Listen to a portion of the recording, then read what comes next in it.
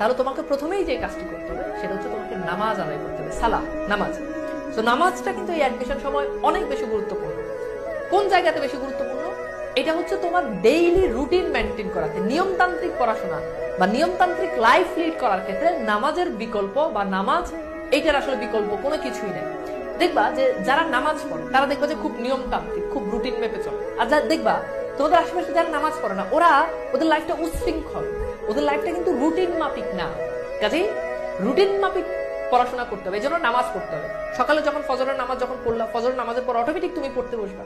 কিন্তু নামাজ যদি না পড়ো, সকালে দেখবে যে ঘুমের মধ্যেই চলে যাবে, দুপুর যে কখন হয়ে যাবে তুমি টেরি পাবা না, বিকেল যে কখন হয়ে যাবে টেরি পাবা না। কিন্তু নামাজ যখন পড়বা তখন দেখবা যে হ্যাঁ, আমাকে এখন নামাজ পড়তে হবে, আমাকে এখন জোহরের নামাজ পড়তে হবে।